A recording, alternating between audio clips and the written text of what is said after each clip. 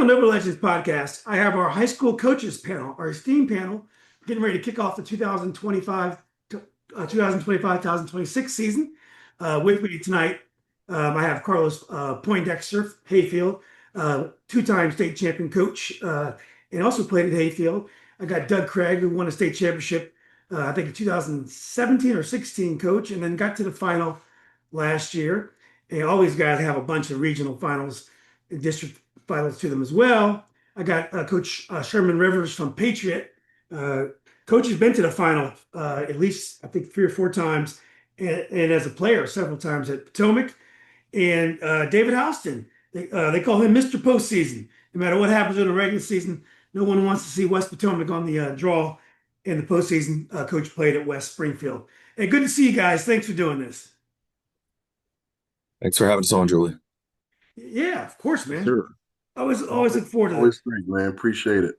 Yeah, man. Well, let's do an update on where how the recent graduates are doing. I did notice that Isaiah Vick had 30 this weekend, I believe, Coach. Which Isaiah is more of an all-around player. So 30 points is a big night for him. So why don't you start first? But just update us on how your players started out the college season. Yeah. Obviously you brought up, the one that has had the most recent game with Isaiah and, scoring 30. He was 12 for 16 from the floor and 4 for 5 from three. It just doing a lot of stuff that you try to tell these coaches that he could do that they didn't believe he could do. And I'm glad to see that he's going out there and showing everybody his ability level. He had another game where he had 19 points and 15 rebounds. So he's playing very well for them and obviously, helping them win basketball games, which is the most important part. He's at I'm sorry, Coach. He's at Wingate. He's at Wingate. Yeah, he's at Wingate. Yep. Then a couple of our guys, well, 3 of them are playing at Mary Washington right now. Ethan, that just graduated last year. Caden and Jay are guys that are juniors there this year. I know Caden just had a double-double for the first time and had his career high and 23 points not that long ago. Jay is doing what he normally does. He had a 15-rebound game to help them. I mean, they were preseason number 15 in the country. I'm sure they probably moved up by now. Trey Nelson's playing at Clarion, he's one of the best point guards up there in that league, helping them do what they're doing. Courtney Davis is playing in that league. Is Bloomberg? Yep, is up there playing with them. So he's also another one. Tay Barber is doing a very good job at Harvard. Had a couple of good games for them so far this season. Just that guy's kind of all over the place doing some stuff. I don't think I left him out from a basketball standpoint, but then Ja'Kai Moore, a graduate, just played his last home game for UNC this past weekend. So playing football, making you proud, huh, Coach? Yeah, absolutely, man. Obviously we want to be successful and we want to win games, but seeing the guys that can go on to the next level and do very well is always important to do, and obviously, a feather in your cap for your program. Yeah, that's great. And also a feather in the cap for Northern Virginia Public School basketball as well. 100%. Yep. Coach Houston, what about you? You got how about a quick update on how some of your ex-players started this season?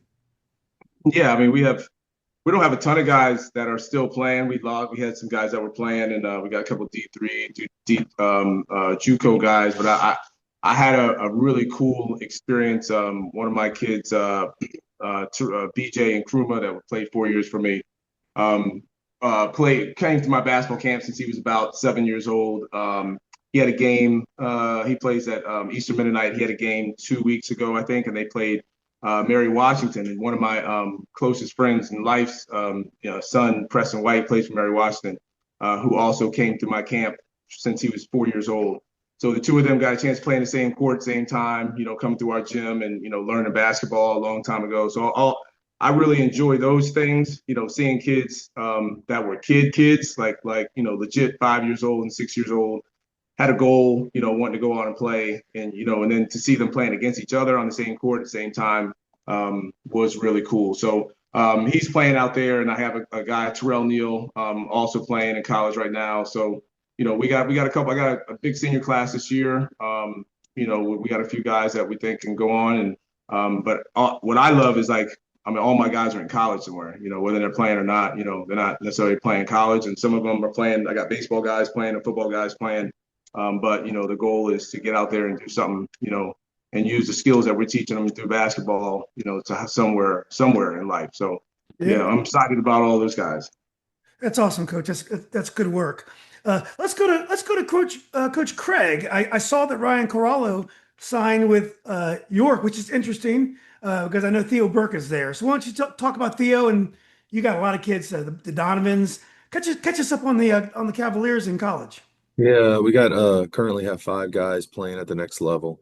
Theo's over at York College. He's getting some minutes here and there. They have a senior point guard who's a pretty good player. I think he's an all-league guy. So Theo's sitting behind him and learning quite a bit, I'm sure, this year. He's gotten in a few games and done some decent stuff. Last year, Will Taylor is probably the guy who's playing the most minutes right now.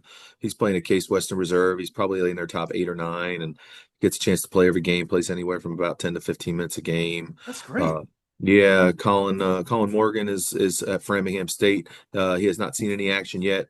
He told me he's doing pretty well in practice. He feels like 2 of their 3 best players on their team play his position. So they're both seniors. So he's biding his time, I guess. And then I have the 2 Donovan brothers from the class before. Bryce is a rotation player at Dickinson and plays just about every game, plays anywhere from 10 to 15, 16 minutes. Sean actually missed his whole freshman year with a hip injury, came back and was doing well in the preseason and proceeded to break one of his fingers on his shooting hand about a week before the first game and has not seen any action yet. I believe he told me he's expecting to see the doctor on Tuesday and hopefully get cleared. So he's probably pretty close to returning. He feels like he has a decent shot to get a solid amount of playing time this year as I guess a redshirt freshman. I don't know if he really redshirt at the Division III level, but so guys are contributing and getting a chance to learn and get better, and we'll see how the season upends. I would imagine. I would hope Sean would be a guy that would get a little bit more minutes as the year goes on, and they'll work hard. Sometimes at the Division III level, you got to it's an older level a lot of times. Sometimes takes freshmen a little time to kind of work their way in. So, but all those guys they're all happy with their choice and enjoying their experience so far. Yeah. Well, thanks, Coach. I will say that Theo is coming off serious injury. Also, Coach Noah Limbago, how is he? Is he healthy? How is he doing? Yeah, he's up at Kimball Union Academy up in, I think it's New Hampshire. And from what I mean, I've been texting with Noah. He's doing a post grad year. I asked him how things went. They actually started practice the same day we started tryouts on November 10th. And so he said he felt like he was doing well. He felt like he fit in with the group and he would be a contributor. So obviously they haven't started playing games yet, but I would imagine they'd be starting soon as well. So he likes the school academically and all that stuff. So seems to be enjoying his experience so far. Yeah. Well, thanks again, Coach. Well, Coach Carlos, it was great news. I saw Andy Ramirez is lighting it up at, I believe, Richard Bland. Yes. Andy was a kid from Dominican Republic who hadn't played a lot of basketball, and you could tell that he was going to be really good, long arms, just has a very unique game. So I always like the way he plays. So I'm so glad he's doing well. But tell us about Andy and the rest of your college players. Having a really successful sophomore campaign over at Richard Bland. Hopefully he gets some Division I looks. But he's having a great start to the season. I'm loving it for him. The coach be texting me, letting me know how well Andy's been doing. So it's been good. It's good to hear about that. And then I talk about Jay Lemon. He went to Shenandoah. He just graduated last year, so I want to talk about those guys first. Jay Lim has done a very good job this upcoming season. The coaches told me that they've been loving him and the things that he's been doing, coming in the game and making plays. He's about to start his first game this year with them. So looking forward to see how he's going to look out there. And then you got Parker, who's he's actually redshirt. He's going to do like 6 games, and then he's going to redshirt. Yeah. So that's what's up with him. A big one that people probably don't even know about, like David King decided not to play this year. Yeah, got hurt. I've been checking the box scores. Yeah, he got hurt last year and decided it ain't for him. Wow. So yeah, that was a shock to quite a few people who didn't know. But Owen Pottenberg is back healthy. He was hurt his freshman year. So he's back. He's back now. He's at Mary Wash too. Like Mary Wash has done a great job recruiting the Northern Virginia area. You can see a lot of players from this area is on that team. So it's cool to see that Owen's back healthy and playing and getting some minutes. Braylon Cage, Penn State Altoona, is having a really solid start to this year. Got freshman of the week last week, so that was good to hear about that. And then DJ's at Cloud Junior College out in Kansas. So he's playing out there, starting over there, getting some good minutes. Hopefully he can make his way back to D2, D1 level. So we'll see what happens with that. But I know he probably misses home, being in Kansas and not being able to get back around this way. But yeah, that's what JUCO is all about. Then you got John, who's playing at Wagner, who's had a solid. I feel like everybody's had like their little moments so far this year. It's good to see. John's over at Wagner now, and obviously Greg is at AU, starter over there, doing well, trying to help his team win basketball games. And then Ashton's over at Mercy. And he was at JUCO and then transferred over to Mercy, and he's doing a solid job over there as well. And then Bray Will is at East Carolina State, coming off the bench under the Westfield, not the Westfield guard, the guard down in 757, Todd Smith, whatever his name is. But yeah, so everybody's doing well. I feel like everybody's had their moment so far this year with everyone. And then Alex and Aaron is at a prep school. At two different prep schools actually. So yeah, man, that's pretty much everyone. If I forgot, apologize. Oh, Marcus decided not to play with UVA this year with the switch of the coaches and different things of that nature. So he did not walk on this year. Yeah. But yeah, that's everyone. That's great work to you and your staff. Man, I want to make sure I say this too. Trey Nelson, because we always talk about scoring. Courtney Davis is leading his team in scoring at his school right now, but Trey is leading his team in assists, got 27 assists and 11 turnovers in 4 games. So doing what he normally does from a point guard standpoint and having a super positive assist to turnover ratio. Yeah, that's great. A good player. Carlo, Coach Poindexter, I want to say John awoke as a kid. They had a lot of talent, and everyone knew he can play. But it just shows you if you work hard and you can get to the Division I level. I think he had a really big one of the games was really big. I saw it on. So that's a great story because you probably wouldn't have thought he was going to be Division I just because his journey was not smooth. Yeah, the John story is amazing because he once was someone who had a whole bunch of success early. Got injured and went to the school that he went to, and then trying to find a home. He came to us his senior year when he came back to public school. So and then he had to come to a situation where everyone was everything was already situated for those 5 guys. So him coming off the bench pretty much half a season just for the betterment of the team was great. And to see him do that, see him succeed as a freshman and sophomore, killing everyone, have to play the backup role and still being able to do his job. That's why I feel like he's become a nice college basketball player because he's seen both sides. Even in his college, in his first 2 years in college, when he was a freshman, he was killing. And then his sophomore year, he went to a whole team that had like 10 Division I prospects on their team, and he had to play a role. So like he's done both sides. So that's why I feel like these next 2 years he's gonna have a great career. Yeah, that's just a great story to see the John. When I saw it, I want to say I was surprised, but I don't want to be offensive because I thought the boy can play some basketball. But I just didn't see him, getting back up, and he picked himself up and got back to the top, kept working, and it goes to show you can work out. So that's great. In terms of some high profile guys, I was in Michigan State last week. Was it last week, or the week before last, with a friend of mine. He went there, and I got to see Jordan Scott play. I was up there to see him, and then that was great. And we've seen Darren Harris, we've seen Greg Jones, and Carlos mentioned Greg Jones. Miles Franklin is really off to a great start at Columbia. Miles played at Madison, but then transferred and reclassed, and he really has developed as an athlete. What do you guys think about those guys? Any real surprises to you about those kind of? Those are some of our elite players from the public game around here. One of them graduated from a public school. What's that? I said only one of them Well, that's graduated from a true. public school. I guess that's true. Darren's dad, uh, Well, Miles. Cam and Jordan did. What's that? Cam and Jordan did. Cam Ward did. Yeah. But it's not a Virginia guy, but still.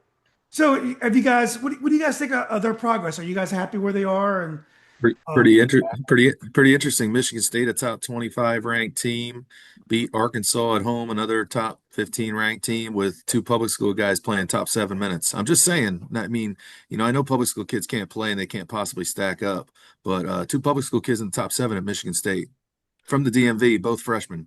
I saw Cam Ward, and I was there in person. Doing okay. He's a man. He is a man out there. Trying to tell y'all. That's what I'm trying to tell y'all, man. He really is. Like, I'm trying to tell you. Like, he is another level of high school kid when he was, man. He's an animal. Yeah. And stayed at his base public school and played for state titles with his friends that he grew up with and his teammates and done nothing but win for 2 years. Yeah. Right. Maybe there's some connection between those things. Yeah. His dad came up to introduce himself, and he's just the nicest guy in the world, most humble guy. He's got to, you got to cheer for guys. I believe his dad is a high school coach at Largo. Is that right? He is. Yeah. He is. Yeah. So, guys, The narrative used to be that type kid can't make it at that level. Right. Now we're just saying, like, this isn't the first, second, or 15th kid that we've seen do this, and so it's just sad that people aren't giving their child a chance to do the same thing. Like I said, everybody's different. But we're talking about two highly successful public school kids that clearly were able to get what they need to get from that venue and still go on and help some teams in some Power 4 conferences win basketball games. So it's good to see, and that's said. I know I brought up Tay. Tay's doing really well with what he's doing, helping Harvard and what they're doing. So, everybody's different.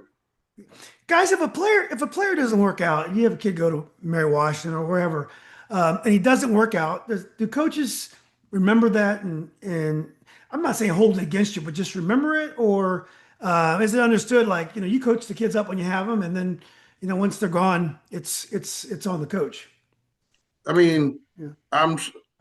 I can't speak for the rest of the guys, but I know that going through the recruiting process and talking to these coaches, you try to be as honest as possible with these coaches as you can, because you don't want it to be a situation where you send them a kid and it wasn't what you told them it was going to be. I mean, I know I tell my guys this, I'm not going to lie for you, because what does that do for the kids coming after you? So to say that, if you have a kid go to a school and it doesn't work out the way it's supposed to, and those coaches don't have that in the back of their mind when they come to recruit kids later on, that wouldn't be honest. I'm sure it has an effect some way or some another, but you can't really control what happens once they leave from being with you the majority of the time. You just hope that what you did for them carries them over and that they can, connect with the new coaching staff and do the things that they're supposed to do. Yeah, that's right. Anyone else? I think we've all had kids that didn't work at places for coaches at some point. I have not ever had a coach that, like, we didn't want to speak anymore. I mean, the same way that it's a business move on, like Sherman said, on our part, we can't lie knowing that later down the line we might have a kid that also might, be at that level, and then we don't want to lose that connection with the coaching staff. They also don't want to lose the connection with us, because we might mess around and have a Nate Ament show up at the door, and they can't have burned the bridge with us. But I think, like, he's right. I mean, they're human. They know, they went through an entire process and something didn't work out. But I don't think that it'll make it so that we can't chat with the coach if we have a guy that's coming up. I think the coaches that aren't honest, I think they probably have trouble later. Yeah. Yeah. Like if they have an attitude problem that they didn't kind of tell them about. Yeah. Hiding stuff. Yeah. Right. Yeah. Gotcha. Or Shenandoah, who told a kid that he wasn't going to be good enough to play for them, who's currently leading his Division II school in scoring. But, neither here nor there, guys. You know what I'm saying? So I just wanted to say that really quick, what they did. Yeah. So. Los or Doug, anything, but you agree with that or anything you want to add? Yeah. Well, I think every situation and is different. I think every college coach is different. Every high school coach is different. Every kid is different. I don't think you can have when you're dealing with people. I don't think you can have hard, fast rules like, oh, this kid at Woodson didn't work out, so I will never recruit another Woodson kid. I think that's a little disingenuous.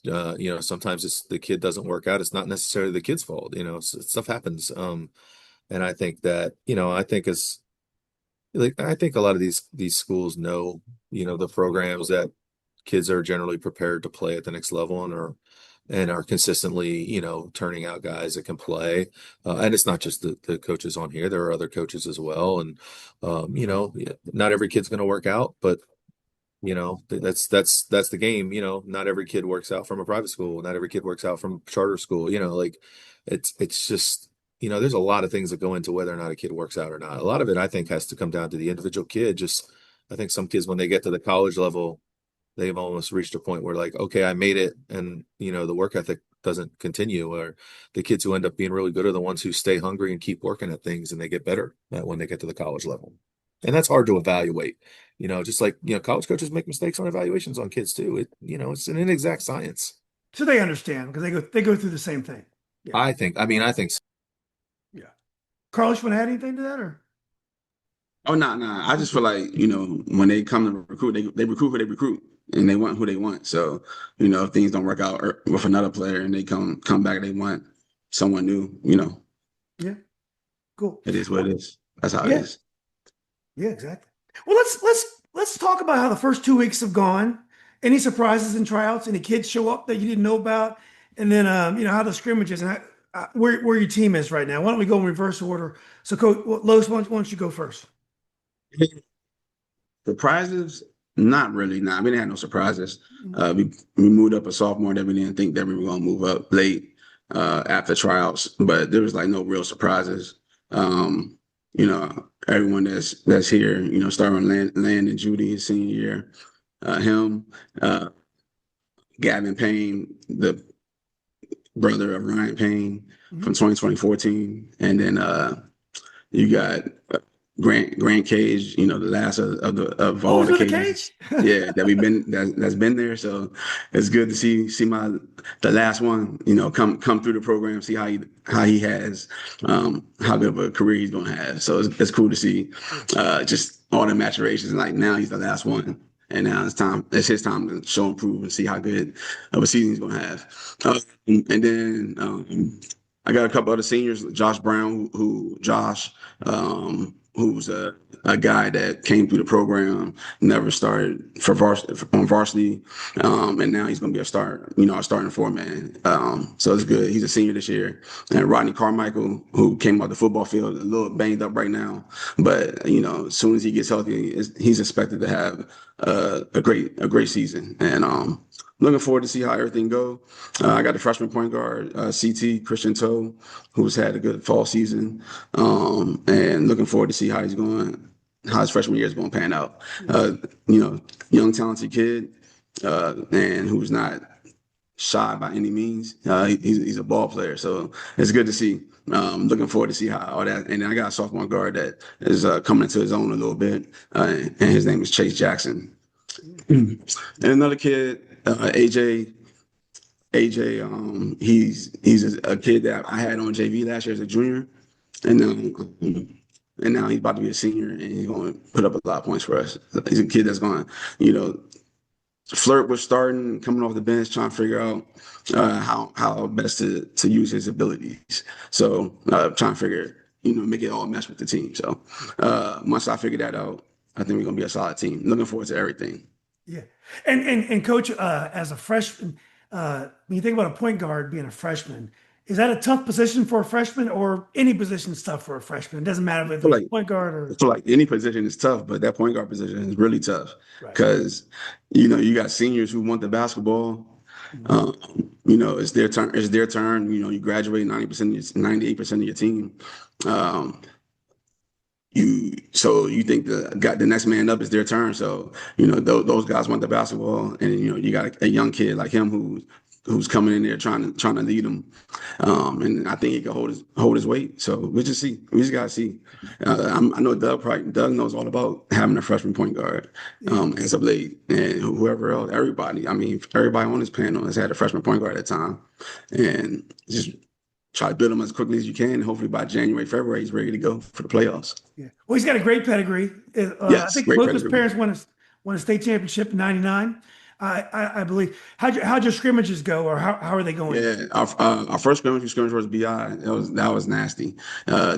They got at us. It was a good learning experience for our guys about the levels it is, and our guys are not at that level right now. But we came back, had another scrimmage with Yorktown. I felt like it was a solid scrimmage. The point guard didn't play though, so we didn't get that look of playing versus an elite point guard, or an all-region point guard, or player of the year too, right? Was he player of the Yeah, year? play of the year. Yeah. Yeah. So we didn't get that look, but I felt like it was a solid scrimmage for our guys, and looking forward to playing. Our first game of the season, December 5th versus North Stafford over at the Cal Honorary event at Potomac. Yeah. Well, thanks, Coach. Yep. Looking forward to seeing your team. Let's go to Coach Craig. Let's go to Woodson. I think about the scene in Hoosiers when Coach Hackman gets himself thrown out of the game, and then the assistant coach had to call the play and he wins the game. Coach Dermy is on his bench this year, so we know that if something happens to Coach Craig and he gets thrown out of the game, Coach Dermy can call the picket fence on the bench there. But anyway, Coach Craig, tell us about any trials, any surprises. How's the team look? Tell us a little bit about your team, how they look, and about your scrimmages. Listen, if we come out this year running the picket fence at people out of timeouts, everybody will know that's Coach Marshall's call right there. That we're running the picket fence. Yeah, no, I mean, I think at the varsity level, like there's generally not like tons of surprises and tryouts. Not that kids can't play their way on the team or off the team, because that does happen. But I think that by the time they get to being varsity, kids that are candidates, I think you've seen them play, at some point. Not to say you occasionally don't get a new kid to show up. We have not, obviously, but not to say you don't get new kids to show up, but generally that doesn't happen. There's not as many surprises, I would say. Generally, I think for the most part, you kind of have an idea going into tryout what you're looking for. So I wouldn't say there were any surprises. We're kind of in a similar position to Carlos when we have to replace a lot of guys. We graduated 7 seniors, 6 of whom played. 5 were like regular rotation guy, and then the 6th guy played a little bit. And then obviously we lost another starter to transfer. So we returned 1 starter. That's Ryan Corallo, who we talked about earlier. He's committed to York College, and he's a good player. Like, I think he's one of the better guards in the area. I think he can score. He can handle the ball. He's a really good player. So we'll be leaning on him a lot because he's the one guy we have with a lot of experience. We have a couple other rotation guys that played a little bit last year. 2 guys that were sophomores last year that are juniors now. Brady Conklin, point guard, is a really good athlete. Plays soccer too. Older brother played for me and plays baseball at Franklin and Marshall College. So it's a very athletic family. Has 2 parents, but one who played football and one who played soccer at William and Mary. So Wow. he's a good athlete and can play. He'll be asked to do a lot more for us this year than last year. And then the other sophomore who's a junior now that played a little bit last year was Nassim Abayed, kind of an undersized forward guard type, really smart kid, can handle the ball, good passer, does a lot of glue style things for us. And he's working his way back off the football field. He's a little beat up right now, but hopefully, in a couple of weeks we can get him up to full speed and feeling good. But sometimes those guys that come off the football field, I know Coach said about Carmichael, it just takes them a few weeks. Like they're just, they don't have their legs. They're a little beat up, everything hurts them. So it takes them some time, but we're pretty confident. And we have a couple other guys that were on our varsity last year that didn't get to play a lot, but we think are pretty good players that had to sit behind some seniors. We have a senior post player, Barrett Medhurst, about 6'5", 6'6", who's a pretty good player. I know Coach Lowe saw him play this fall. Yeah, I know he played down at CBG. The coach saw him down there, brought him down to play. He works really hard, tough kid, plays physical. You know, I like him. I like him. I like yeah, him. he works really hard. He's the kind of kid a lot of coaches like. And then we have another junior, Stephen Marinick, who was on our varsity last year as a sophomore and kind of sat behind some other guys. Coach Los had him down there at CBG too. 6'5", can really shoot it, can play, can score the ball. Very athletic kid too. He's got a chance to be a really good player. Maybe has higher upside than most. Uh, and we have some other kids that we're feeling pretty good about. We kept a couple sophomores on the varsity this year. One who played JV last year, Aiden Pinchas, who we're pretty excited about, left-handed guard who can really shoot. And then we kept a big kid. We have a big kid that was on our freshman team last year who's about 6'9", who has a chance, has a lot of tools. A little newer to the game. He's only been playing basketball a couple of years, but we're pretty excited about him. Think he has really high upside. A kid named Carlos Salinas Rivera, and he's got a chance to be really good. He's got a lot of tools. He's big, but he's not. He can move. He's got good feet, got hands, can shoot it a little bit.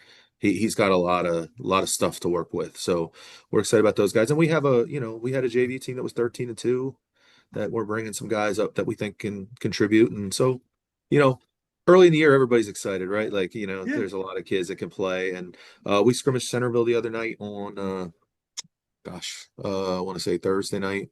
Went fine. Some good stuff, some bad stuff. A little sloppy. First scrimmages, I think, are always a little sloppy. You never exactly know how the kids are going to react to certain things. But it was fine. We were able to do some things. We like some things we saw. We got figured out some areas we got to improve. We have another scrimmage against Madison this week on Tuesday night. So it'll be a different kind of challenge. Madison will be very, very well prepared.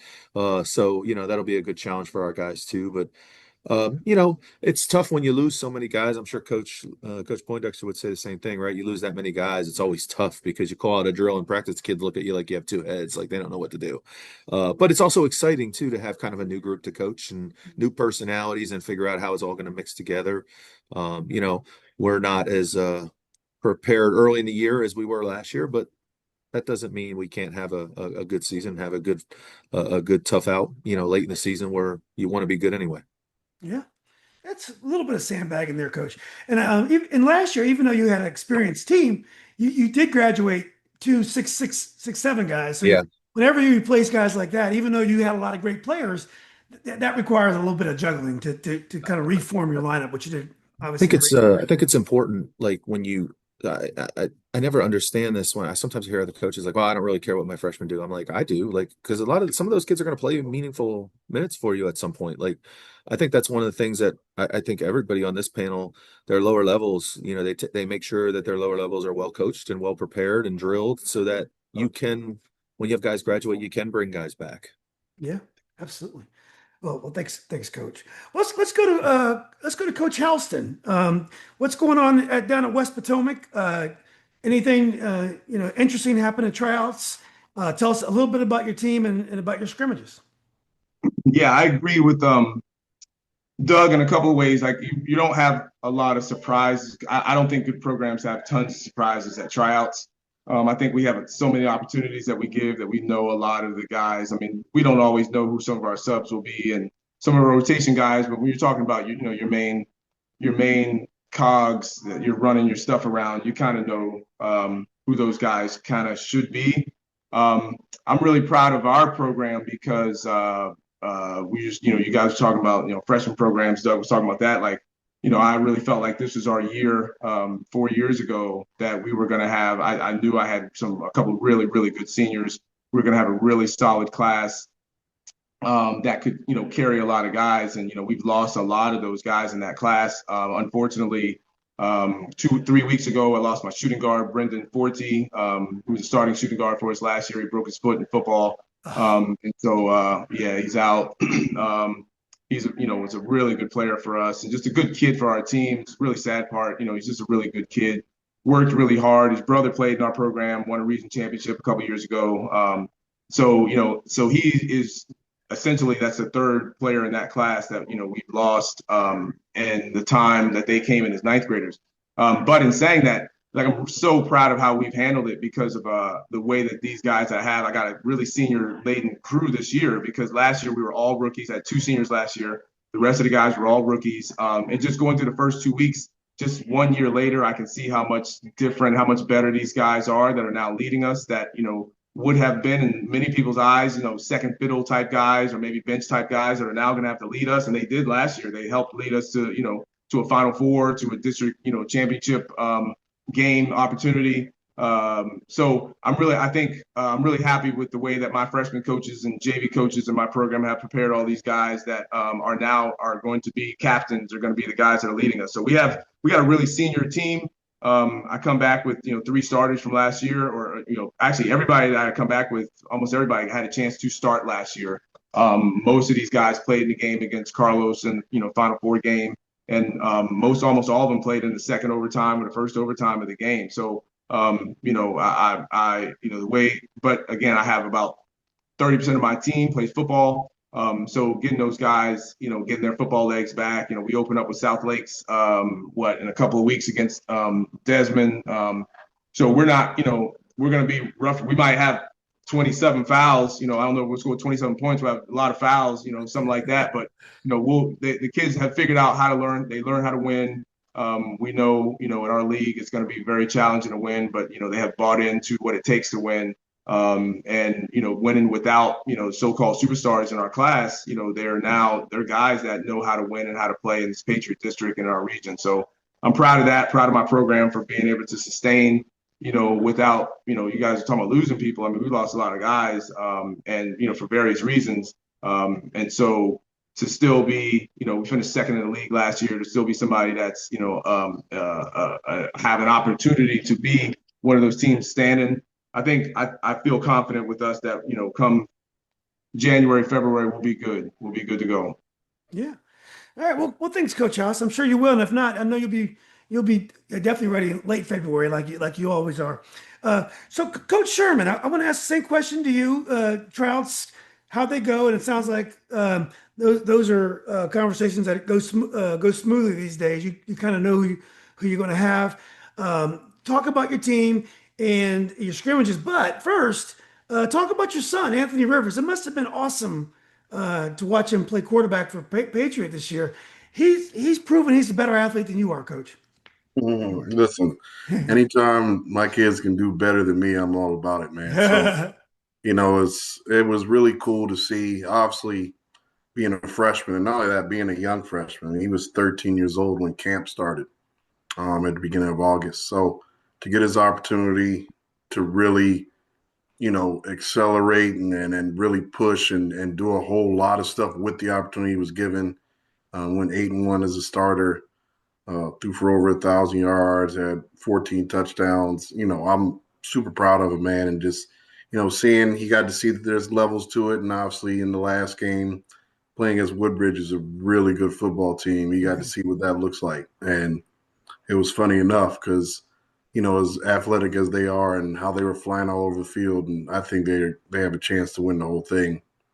I was like, just imagine what kids down at Oscar Smith look like going to Georgia. So it was one of those things that he got to see, like there's different, obviously, levels to the not only just being on varsity, but obviously being able to do things that, locally. And then when you start trying to win the trophies as far as throughout the whole state. So, but super proud of him, man. Couldn't, like I said, it's a situation where you have a kid that just worked for something and it worked out for him. It wasn't a whole lot of, personal trainers, wasn't any quarterback coaches, wasn't, he needs to be playing this position when he's 11 years old. It was, we get to high school, we see how it goes, and he ended up doing a good job. You did, and that's a tough district. In Region 6B in football is unbelievably tough. So absolutely, anyway, But anyway, Coach, well let's talk about Patriot basketball. How's the team? How are things going? Any surprises? And then your scrimmages. Kind of reiterating the same thing. We don't get surprises at the varsity level for the most part. It just you usually know by that time, when kids are that age and who you're going to most likely have come out for the team. So the only surprises usually come from like when a kid shows up and you're like, I don't even know why you decided to do this. That's usually the surprise you get. But from our team standpoint, we're in a lot of different boat than we were last year. Last year, I was extremely concerned throughout the summer and the fall. We had a brand new team that was inexperienced, and I was kind of like, well, I don't know what's going to happen, and we ended up doing really well last year after they kind of grew, and we got to the state quarterfinal and went 22-6, and now you come back with all those kids, and you're looking at it, and now you're not fixing such big things, but kind of fixing small things, and I really like our group. I think they're really talented. I think they are talented enough to push to get to that last game. So it's one of those things, but as everybody knows here, and how difficult it is to navigate that with a lot of good teams and random things that can happen. So we got to take it one step at a time. But I think that we got some guys that can really, really play, and that are high level basketball players. And I'm gonna say this and sound crazy when I say it, but from an offensive standpoint, all the way through our roster, I think that this team might be overall more offensively talented than that 2024 team, who clearly was very talented at the top with Desmond, Tay, and Isaiah, and then Mekhi Dillard. And, we had some really good kids on that team. I'm not – and Abe Halim. But, when you start coming off the bench with some guys that can put the ball in the basket. And, I mean, in the summertime at DeMath, I think we averaged 75 points a game. We haven't played a scrimmage. We were supposed to play one yesterday, and some issues with Coolidge. Their court had some issues, and we couldn't move it to our place because there was a dance competition going on. So either we'll get it rescheduled or we won't. I always feel good enough about my roster that we can do an inter-squad thing where we just ref it, and I feel like we'll get the same looks that we would get from playing somebody else. But I'm sure the kids are getting itchy and wanting to play somebody else because, we didn't do fall league this year with the new rules. Kind of had to make that decision there. So we played one kind of little showcase game for an event. But other than that, we've played one really organized basketball game as a team since summer league. So, but if there was going to be a group I had to do it with, this one, worked because these kids understand the stuff that we need to do. And, we have a team that kind of, is looking where you would kind of want them to be at the end of December right now. And so I'm just eager to see how it goes to start. I mean, we jump right into the deep end. We go to Riverside, we go to Verina, and we play Norview at the Kyle Honore tip-off the first week. So, yeah, Coach, you're not afraid to tell people that you're good. A lot of people, we talk around our team. We don't want to heap pressure on the kids, or maybe we're superstitious. But you're never afraid to say when you're good. Well, where does that come from? Is that a strategy that you're trying to impart on your kids? Like we know we're good. We don't care if anybody thinks you got to come through us if you want to win. I mean, listen, man, I'm confident because I watched the work that they put in. That's no disrespect to anybody else. I know everybody, especially on this panel, they all got very good basketball teams, and they're all very well coached basketball teams. Mm-hmm. So when you have a group that's talented and that can play, and I'm not going to pretend like I don't, but I'm to sit there and say that we're going to be holding up the trophy for the last game of the season, that would be outrageous to say, because that's just hard to do, but I'm not going to shy away from the fact that we're talented and we're expected to win, because our kids know what the expectations are with our program, and especially locally with the district and the region. I feel really good about both of those, and I'm sure that there's some other schools that might say the same, but they don't have the last few trophies in their trophy case, so their confidence isn't going to be the same as ours is when it comes to that. So I like our chances of defending those trophies. And we're eager to take on, whatever competition comes with that. So, and our kids knowing that, they work to that sort of goal every day. They understand the pressure that comes with putting on the jersey to play in here. So it's not something that sneaks up on them. And I don't shy away from, telling them that that's what they're supposed to get done, and not thinking that, well, we don't, and we're just here just trying to win basketball games. Well, we're all trying to win basketball games. We're trying to win the games that give you the trophy at the end of it. Exactly. Well, thanks, Coach. Well, guys, I think how that important? actually, I think that's always a unique stance of conversation with coaches. Is like a lot of strategy is to keep telling your kids you're not good enough. You know, you got to do this. You're not good enough. That's the motivation to get you better. And I mean, I think a lot of old school coaches, that's how it was all the time. No matter what, you weren't good enough. No matter what, you're not good enough. I remember being at Coppin one year. Our coach finally was like, you know, we know we're good. So what's the point of saying that we're not? Let's work to the standard of being good to be better than good. And so sometimes you have teams like Sherman saying. Sometimes you have teams that you can't lie to them and say you're not good. Like, you know, we're good, Because right? they know. Yeah, I mean, They know. and then what's the point to lie? Why not have a kid know that they have worked really well, they're good, they should handle it accordingly. I don't think there's an issue with that strategy. I think the issue sometimes is coaches saying that about their teams when they're not. You know, I think 100%. sometimes I've seen coaches that like put their teams down when they were good, like they're really good, and you're like, oh, you know, we're not great at this, we're not. Well, nobody's gonna be great at any one thing. But I just think that's always I think that's a veteran coaching philosophy to be able to decide which teams to use that with, like, and which times it's okay to be the chaser. And you know, and that's how that team's motivation is to be the one that's chasing somebody. And then sometimes, you know, it's hard when you're the chased. It's hard. And so 100%.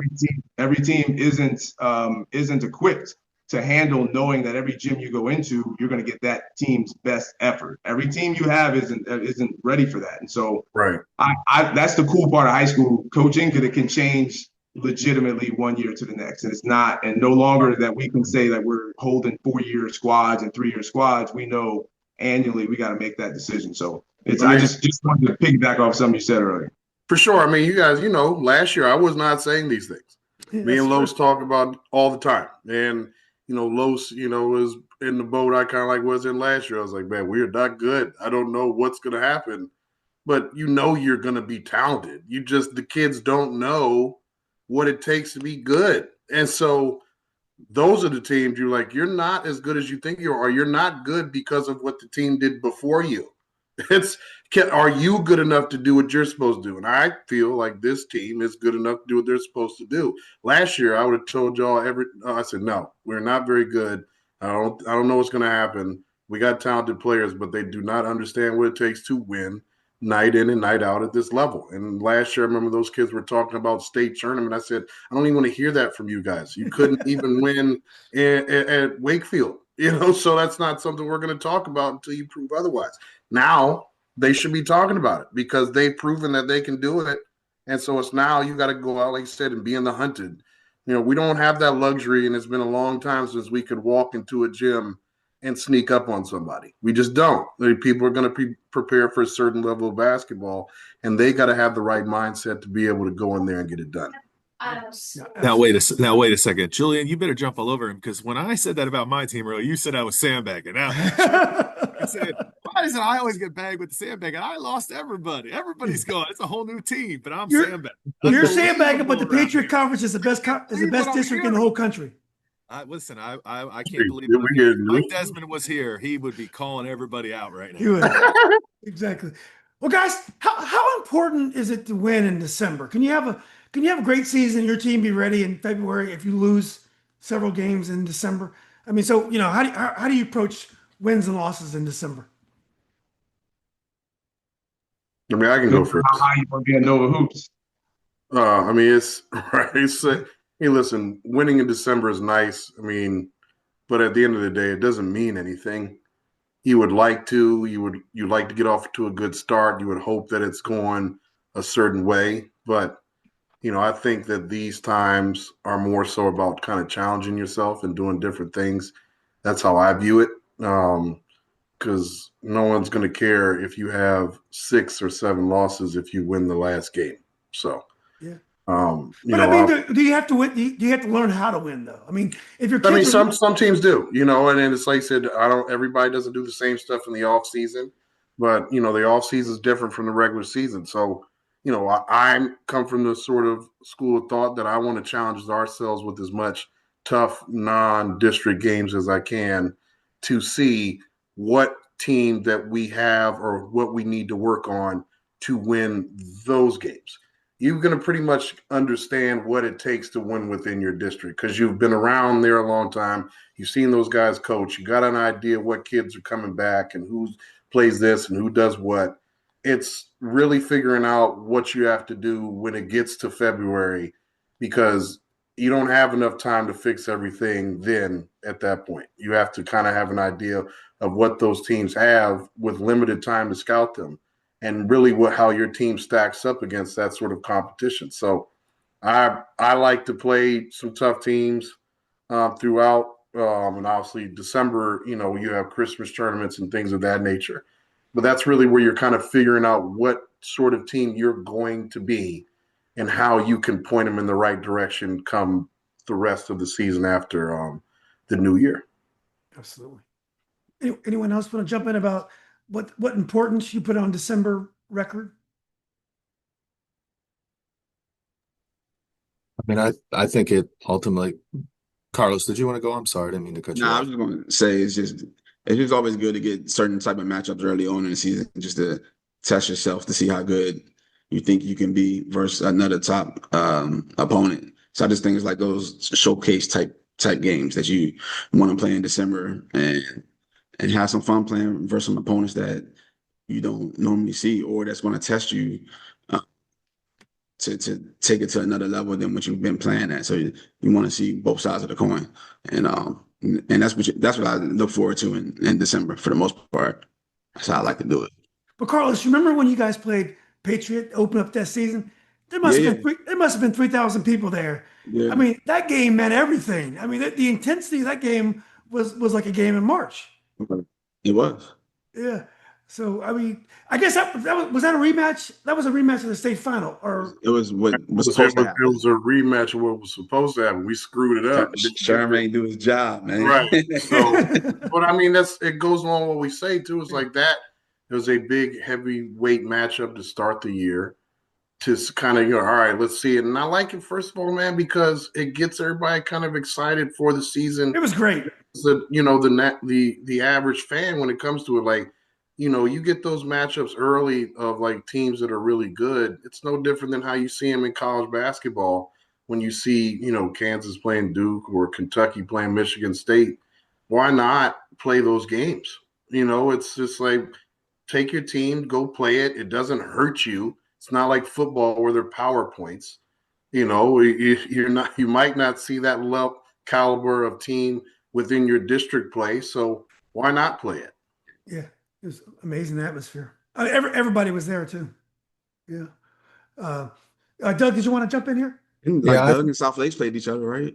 Yeah. Yeah, like a tip-off game or something like that. It was the first game of the year last year. Yeah.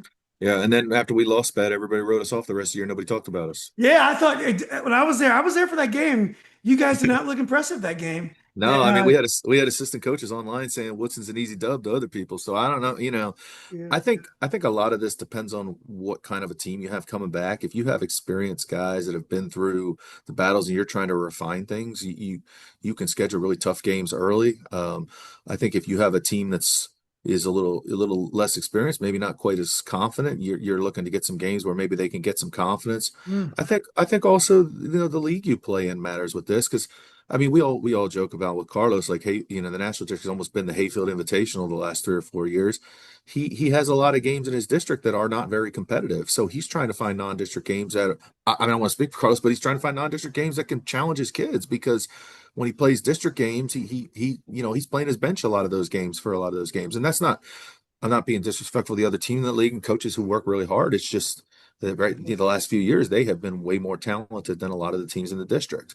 So I think, where I think, some of these leagues that I know Coach Housen will speak for the Patriot. I know everybody hates to hear that, but like, there's a lot of tough games. There's a lot of tough games in our league. There's just not a lot of like pushover games.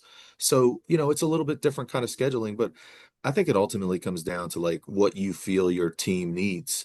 And, if you think your team needs to get some confidence early in the year, you might schedule some games where they can get some confidence and feel good about themselves. If you feel like you got a team that's, is pretty experienced and has a chance to be good, you might schedule some tougher games. I think also, in terms of as coaching, I don't know. I mean, there's the there's the logical, rational side of me that realizes none of those games in December matter. Like they're glorified scrimmages, and it's really about how you're playing in February and March. And I think Coach Houston's team last year is a great example of that. They didn't start the year out great, but they finished really well. They were ready to go come playoff time. They were a really good team.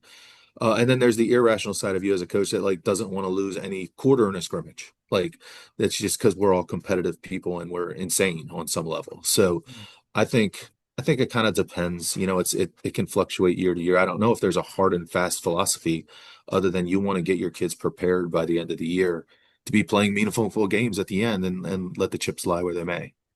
Yeah, that's great. Yeah, Coach Houston, do you want to jump in here?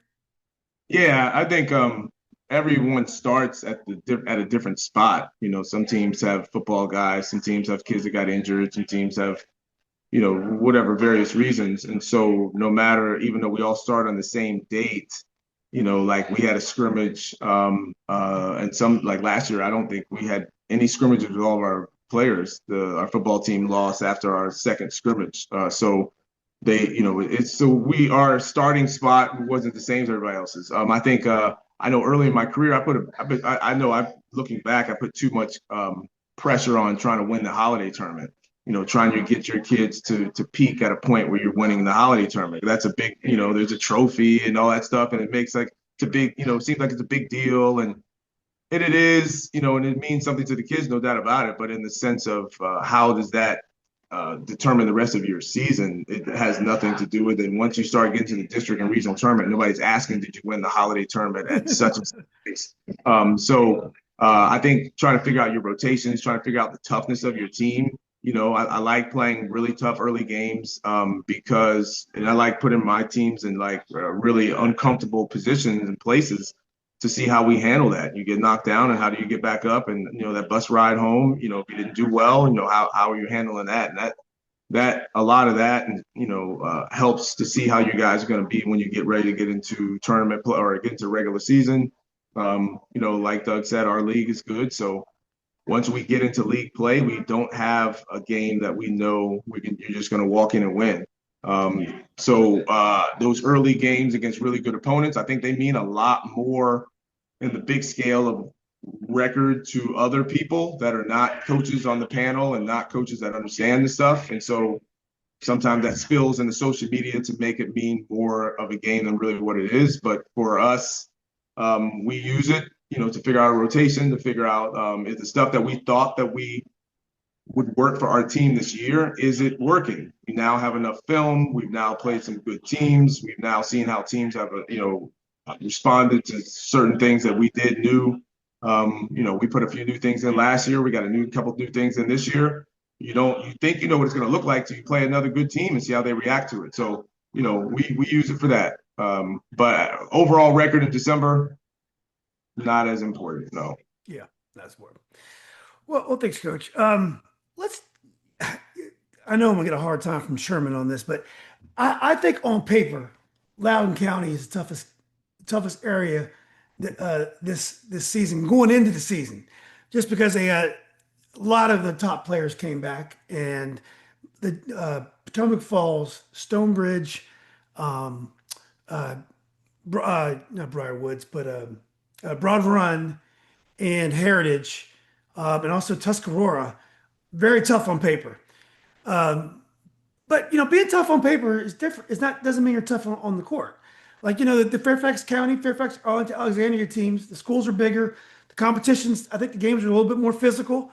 And, you know, Prince William County, you know, speaks for itself. I mean, 6B is one of the toughest regions in the state. Because Loudoun may look good on paper, does that mean anything? Do you think the Loudoun, the competition up here is tougher this year? Or do you think that doesn't mean anything just because you have some high-level players that return to their school? I know Sherman wants to talk, but is anyone else going to get? Is anyone else want to talk? I'm not going to be the first one to talk. I'm going to let y'all talk first, man. I'll let y'all talk first. We scrimmage Tuscarora next week. Okay. On Tuesday. We actually play Potomac Falls this season. Yeah, I forgot to mention them. They're going to be tough too. Yeah. Yeah. I mean, I think you said them. I mean, I think good teams are good teams. I mean, I've seen a bunch of Loudoun teams. They're good. You know, they have some good teams. I don't think there's a knock to say when a team is good, they're good. I think I've seen all Tuscarora play. I've seen Potomac Falls play. I've seen Riverside play. I think they're good teams. Yeah. Yeah. Yeah. Anyone else want to jump in before Coach Rivers jumps in and sets me straight? I think that every year there's a few teams on paper in every jurisdiction that are good. Like I don't think that's any different. Yeah, maybe there's a couple more in Loudoun because they got a lot of returners. Where it seems like maybe the Fairfax County this year, it was a pretty heavy senior class last year, Yeah. but that doesn't mean they won't be really good teams by the end of the year. I mean, Right. I also think there's certain programs, year in and year out, it doesn't matter who they graduate, they're going to be competitive. Like Potomac Dumfries is going to be good. Like they may not be in the state finals, but they're going to put a team on the floor that's going to defend and be athletic and going to have some things. Like it doesn't matter who's returning; they're going to be competitive. Yeah. I think Sherms and Carlos and Dave have reached that point with their programs where West Potomac can graduate 5 guys, and Coach Housen's going to have them by February. They're going to be one of the better teams in the area. I think that it looks on paper because those Loudoun schools are good. Everyone you mentioned there has a good team. Like I've seen them all play this off season. They're good. But they're I think you could say the same thing about Westfield. Yeah. I don't know who in the state other than maybe Petersburg. You look on paper is going to be significantly better than Westfield. I think South County is a team this year that has a lot of guys back. They have Johnny Anderson, who's one of the better guards in Northern Virginia. He's really good. They got a lot of kids that have played. They're going to be a good team. So I think every jurisdiction has those 4 or 5 teams every year. I do think there's certain, I think there's certain programs that every year are always good. Like I think obviously West Potomac, Hayfield, and Patriot. Those 3 have been as good as anybody the last 5 years. They've been right there. So either winning the whole thing or very close to it. So, Coach Houston 2 years ago as a kid slipping on a breakaway dunk away from being in the state final. They could have easily been there. I mean, they should have. They very all right should have won that game, but they had a bad break and stuff happens. But I think that there's several jurisdictions that are good. I don't think Fairfax has the corner of the market on or Prince William or anybody. Yeah, I do think you mentioned Dumfries. I do think there are kids like, especially in Prince William, they're playing JV, and those kids would be playing varsity in Loudoun County. A good enough varsity games I hear. Obviously, there are some elite teams, but generally, I think a lot of good JV players in Fairfax and Prince William would be playing varsity in Loudoun. Yeah, let's be honest. When was the last time Jeff Hawes was not a factor in Loudoun County at Potomac Falls? Like they're good every year. They're good every year. Yeah. They win 18 games every year in their sleep every year. So to say that they're elite coming back, well, they're right there every year. I think you got Heritage who's, been building this for a couple of years. They have a class that's really, really strong and really, really good. And they've kept them together. And Tuscarora gets a kid back from PVI that's, one of the better players in the state. It's basketball. There's certain teams that are good. Broad Run has a Division 6'8" Division 1 commit. Yeah, they're going to be good. It's basketball. 2 players make a big difference in our sport. Yeah, it's going to be good out here this year. But Carlos, you want to go first before I let Sherman set me straight? I'm good on the topic. Okay. So what do you think, Sherman? Listen, it's not. I don't ever want you to think that I don't think that any of those teams are good. I just think it's sometimes like where you're like searching for one of those teams to be good when they're just not going to be. And that's the part that usually like gets on my nerves. But, I saw some of those teams in the offseason. I saw Tuscarora, obviously, they're very talented, very good basketball team. Clearly I saw some stuff from Heritage last year on film, them playing some of the teams we played. So if they're bringing back a lot of those kids, they're going to be very good. So that is very true. Yeah, and it's just, I'm not going to hype somebody up to be good that I don't think is going to be good. That's usually just what it comes from. So, is that saying that any of the teams from out there isn't going to be good? No, that's not a true statement because there are very good teams and very well-coached teams. We talk about Potomac Falls. Back when I was coaching at Potomac and Dumfries, we played them. We had to play them at some point in time during the state tournament to advance in Division 5. And that's usually what it's going to come down to is those guys are going to be good teams and they're going to advance. So, it's one of those things that I don't necessarily, and then I know these guys too, don't have to worry about those schools because they aren't Division 6. So good luck to them. I hope their seasons go well, but it's not something I'm overly paying attention to.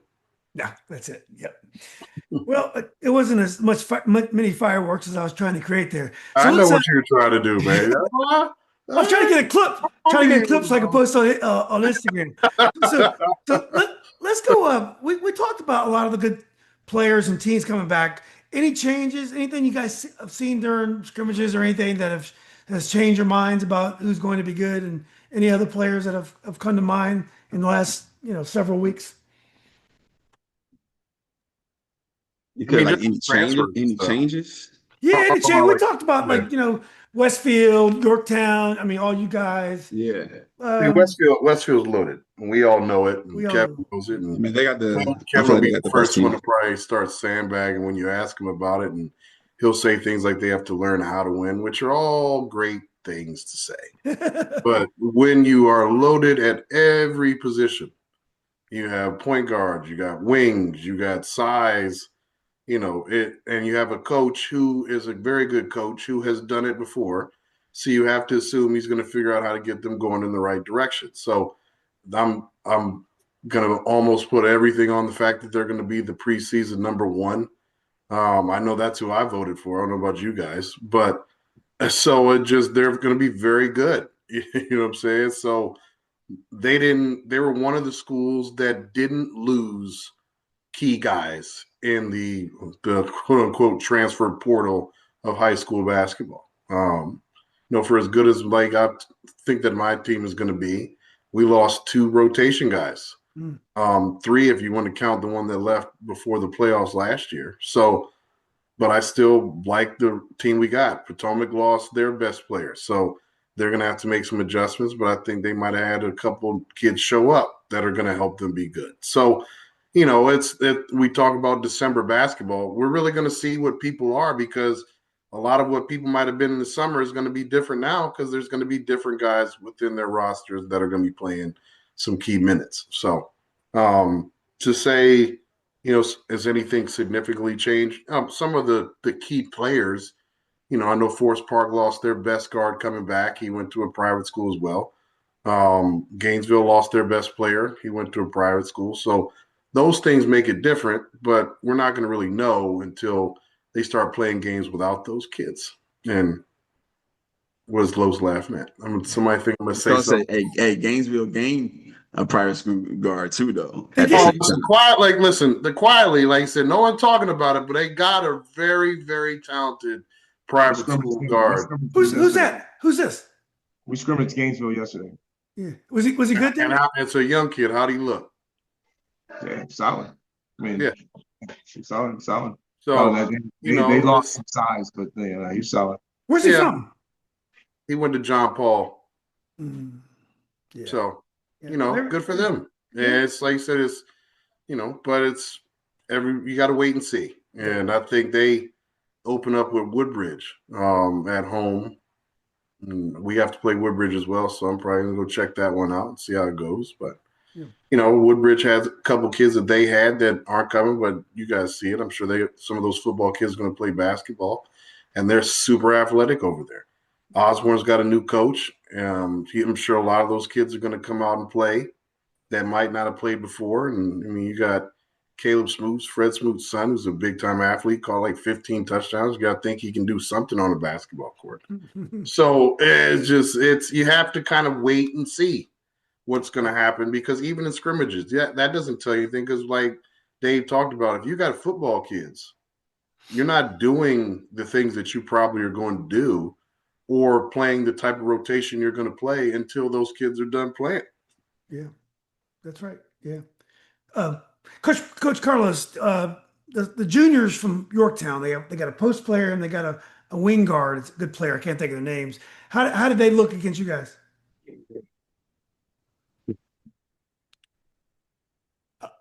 I lost your volume, Coach. No. Yeah, there it is. There it is. Yep. His name, but there's a wing that's like 6'5". I liked him a lot. He could play. He can play. Yeah. Yeah. And you don't know which big kid. They got a big kid off the football field. They said it's getting a whole bunch of D1 looks. Okay, yeah. I'm not sure. They had two sophomores that played a lot for them last year. One was big guy, Yeah. and one was that swing guy. He was like 6'3", very offensive minded. I liked him a lot last year. Good body on him. Yeah. Okay. Was he athletic? Yeah, very athletic guy. Yeah. Okay. Yeah. So I think Yorktown is going to be decent, but that whole Yeah. conference is I going to feel be like they're gonna be good. yeah. But so any we talked about a month ago. Anything changed? Any other players emerge, guys? Teams? Potomac got a kid that a military kid that came in that's gonna be pretty good. About 6'5", Woo. wing there. It's nice, man. You guys closer to Route 1. Those guys just show up randomly. But they got a really good kid. So that's one I know for sure. That's gonna be something. That's gonna be one of the better kids probably in Northern Virginia this year. Well, good. They lost a really good one, and they got one. So I guess they Right. And one that's 4 inches taller. So yeah. it always helps. Yeah. Well, I thought real quickly, guys. I just wanted to get your opinion. Why is there so much drama in high school football in Northern Virginia? We've had three national stories in the last 2 years. We had the Hayfield thing last year with the transfers. This year we had the Fairfax thing with the kid who the coaches or someone had paid for the rent, allegedly, I guess, still. And then we had the headphone situation in the Gainesville game. I guess that they hit closer to Battlefield. I'm sorry. The Battlefield game. Apologize for that. And that's national news. Why are our football programs always in the drama? And basketball generally goes pretty smoothly. That's because y'all paying attention now. If I'm being real about it, a lot of these things aren't new. They're just not. And I don't want to sit here and point a finger at football and say they're doing this and a whole bunch of stuff, because then it starts becoming a whole thing where they're like think it's like a contest. But things happen. I've seen a kid play a game with one high school, turn around and play a game with another high school within a week that was literally within 5 minutes of that high school. So that happened in football. So, we had this situation with the Oscar Smith thing on Western Branch a few years ago, where the kid played the whole season at one school and ended up playing the playoff game with the other team. So, like I said, football has always kind of been its own animal when it comes to stuff like that. Am I going to say that there have been a bunch of coaches and, not what's allegedly like coaches paying for kids to come play at their school? Obviously you had the stuff going on with Hayfield and the freedom stuff. It's more avenues for people to be paying attention to different things. And then, you add into the fact that we live in a society that everybody thinks things are supposed to be fair for everybody all the time. And I say that in a way that, sports are sports. You got to compete. If you lose, just lose, and it is what it is. Stop trying to find reasons to make excuses for why you lost. Yeah, that's true. That's a good point, Coach. And I forgot to mention the Lynchburg situation with Logan. What's the pro player? Logan, forgot. He has houses in different districts, and his kids were ruled ineligible. Football had a season. They had the coach at the football team in Union High School that he's out. The police are looking for him. The FBI is looking for him because there's some allegations about something going on in the school. His team was undefeated, #1 in the state, and he wasn't there for the game on Saturday. I mean, football, it had a season this year. And it's funny because in basketball, we just don't have I don't want to jinx it, but we just don't have the drama like they have in football. I think it goes along with the stuff that I kind of tell our kids all the time, man. Football's a different animal because you don't really know who those kids are unless you know them. Like, unless you know them, like, you don't know them because they got helmets on. They're way far away from you. Basketball is way more intimate. You can see the faces. You know who they are. You can see what tattoos they might have. So I think it's easier for people to see it from a basketball standpoint. So I always tell our guys, like, you have to make sure you're on top of your stuff, because the minute you do something, they're going to say, basketball player from this school did this, because they're going to immediately recognize you. Yeah. So, I think it's more so that it's just that the eyes that are on basketball are more so fixed on it. So you got to really mind your P's and Q's and stuff because it's going to be evident to a lot of different people. Where football, I think things can kind of slip under the radar if you're not too loud about what you're doing. Yeah, that's a great point. It's just hard to keep track of all the moving parts in football and basketball. We all know the starting lineups for every team. Right. So, you know, you can't hide things as easily. That's a good point. Anyone else want to jump in on the drama? Look, guys, let's end. I know we had a hard time getting you guys together today. Have you guys heard anything about the St. James? How did they look? I think Carlos told me that they're running some sets, so they're organized and ready to go for the season. But have you guys seen them, the girls or the boys teams, and how are they going to be this year? Pretty sure the girls are top 5 ranked in the country to start. Is that right? Already? Yeah. She don't play around. Tamika got them, squared away, man. So I think they might be ranked number 3 That's in crazy. the nation. I'm not sure what's going on with the boys or who's there. I don't know a whole lot about it, but I'm sure they'll be successful. Yeah. Man, I got so much to worry about trying to get a team on the court at West Potomac of public school kids to worry about the St. James. That is a challenge. I don't know that much about them. I know every kid. I got about 2 or 3 kids. We got academy kids that come to our school. So we got kids from Hayfield, Mount Vernon, Edison that come to the school. Where lots of basketball kids. I probably heard from 2 different kids that said they're being recruited by the St. James.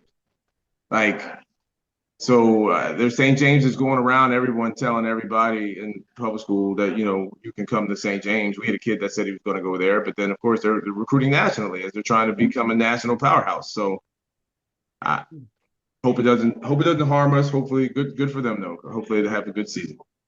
Yeah, I heard somewhere they were touting the JV team is better than most varsity teams in the area or something. I saw that on Instagram yesterday. So yeah. Yeah, I haven't seen a lot from them. So outside that first scrimmage games up over at Westfield. Oh yeah, and did they look? No, so those are the times that I saw them play. And they look good. They look good against Westfield. Yeah, they were solid. Yeah. They got a nice wing. Think Westfield could hang with them though? Yeah. Oh, okay, cool. Yeah. Westfield's official. AKA Kev is loaded. Yeah. You know what I'm saying? Yeah. That's what that means. Yeah. Westfield official. Yeah. There they are. Yeah. Well, look, guys. Thanks again for getting together. Hope you guys have a great Thanksgiving. Enjoy this week. The season starts the Tuesday after Thanksgiving, right? Yeah. Yeah, like my game is December 6th. I think that's my first game. Oh, first game. Okay. They are December 2nd. It's our first game. Second. Okay. Playing the first. We play on Monday. Yeah, Monday. Ooh, nice. Cool. Yeah.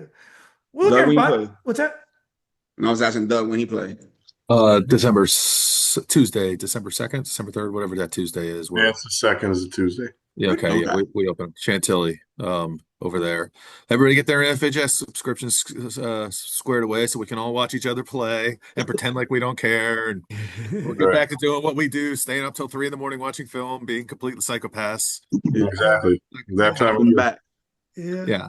I didn't chime in on the St. James because I don't really know anything. Yeah. Honestly, I feel like they're off in their own little world. We're off in our own little world, and we'll cross paths in the transfer portal somewhere. But you can't. I don't know. I just don't think.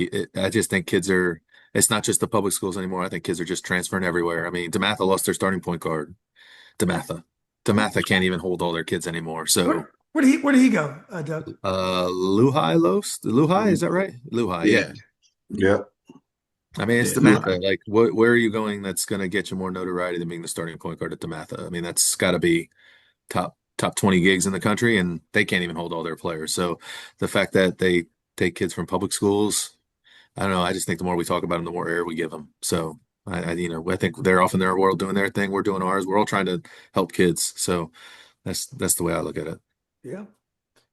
Well, we're gonna do our thing for sure. So anyway, guys, look, thanks again for jumping on. Have a happy Thanksgiving, and I'll definitely try to catch you guys early in December. Yeah, man. Good luck, You too. everybody. Stay safe and All right, healthy. everybody. Yes, sir. All right, guys, everyone be Have a safe. good start, everybody. All Yeah. right. Take care, guys.